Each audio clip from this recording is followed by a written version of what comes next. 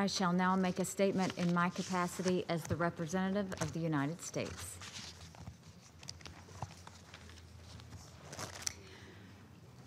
One month ago, I stood on the Simon Bolivar Bridge that connects Venezuela with Colombia and watched an unending line of desperate people trying to escape tyranny.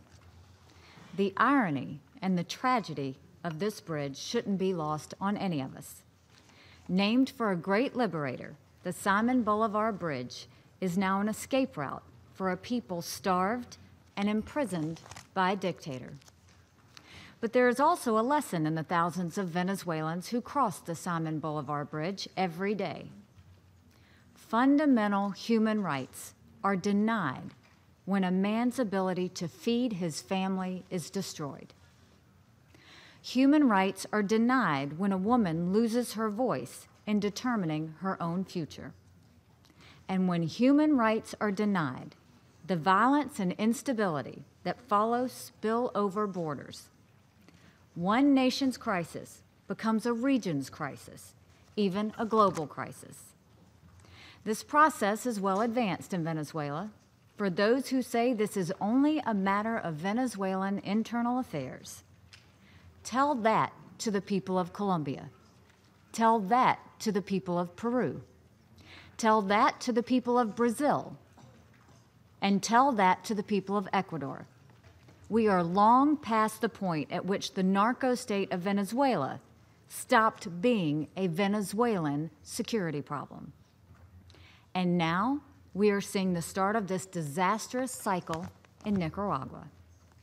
The spread of tyranny follows a predictable pattern. Media and opposition parties are silenced. Corruption chokes off economic opportunity. Institutions that people rely on outside the state, like universities, trade unions, and the church, are attacked and demonized. The regime unleashes its militants to kidnap, torture, and execute dissidents. The dictator hides behind those forces who terrorize and surveil their neighbors, all at the regime's instruction and on its behalf. And when the people inevitably rise up in protest, they are met with more violence, more imprisonment, and more death. Then the exodus begins. All of this has already happened in Venezuela. All of this is now happening in Nicaragua.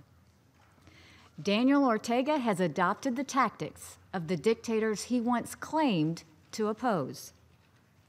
We shouldn't be surprised. Daniel Ortega and Nicolas Maduro are cut from the same corrupt cloth. They are both students of the same failed ideology, and they are both dictators who live in fear of their own people. The Ortega regime has long controlled the media by ensuring that television and radio stations are in the hands of family, friends, and corrupt allies. Ortega banned opposition parties and rigged the Nicaraguan Constitution to allow him 3 uninterrupted 5-year terms. And he named his wife vice president to continue to hold the power and dominate Nicaragua when he passes from the scene. In classic authoritarian fashion, Ortega is attempting to destroy the most respected institution that is rightfully standing up for the Nicaraguan people, the Catholic Church. Clerics have been attacked. Catholic charities have been looted. Churches have been desecrated. Now he is clinging to power in an equally authoritarian fashion by killing, detaining, and brutalizing anyone who dares to oppose him. According to the Nicaraguan Association for Human Rights, over 448 people have been killed. Over 2,000 have been injured. Predictably, the Ortega regime has unleashed its allied forces and turned citizens against citizens. Hundreds of the regime's opponents have been kidnapped, including 6 National Dialogue student leaders who were taken just yesterday.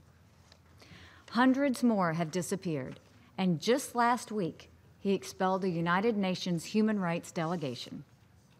All of the detained students and other political prisoners should be released immediately. The result is the beginnings of the exodus of desperate Nicaraguans out of their homeland. Over 25,000 Nicaraguans have migrated to Costa Rica since the start of the crisis, with Honduras, Panama, and Mexico also receiving Nicaraguan migrants and asylum seekers. With each passing day, Nicaragua travels further down a familiar path. It is a path that Syria has taken. It is a path that Venezuela has taken. The Security Council should not, it cannot be a passive observer as Nicaragua continues to decline into a failed, corrupt, and dictatorial state. Because we know where this path leads. The Syrian exodus has produced millions of refugees, sowing instability throughout the Middle East and Europe. The Venezuelan exodus has become the largest displacement of people in the history of Latin America. A Nicaraguan exodus would overwhelm its neighbors and create a surge of migrants and asylum seekers in Central America. Today, the United States stands in solidarity with the people of Nicaragua, not just because we believe in fundamental human rights and expect them to be honored, but because our future is bound up with our neighbors in the Americas.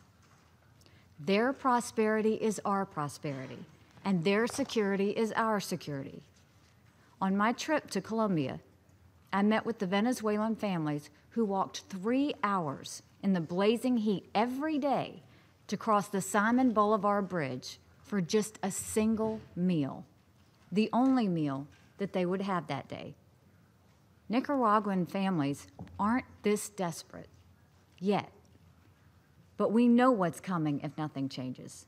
We still have the opportunity to prevent history from being repeated. We still have the opportunity to prevent tyranny from threatening peace and security. The Nicaraguan people are demanding a voice in their future. They are calling for the release of arbitrarily jailed protesters. They are calling for an end to a dictatorship. They are calling for their own freedom. On July 18th, the Organization of American States overwhelmingly passed a resolution holding the Nicaraguan government responsible for ongoing human rights abuses and has since established a working group to consider the situation in Nicaragua. The OAS has shown great leadership in addressing the tragic developments in Nicaragua. The United States fully supports the efforts of the OAS. For the sake of the people of Nicaragua, for the security of the region, and for the respect for human rights that we are bound to uphold, I applaud the Security Council for adding its powerful voice to those calling for an end to tyranny in Nicaragua. I will now resume my function as President of the Council.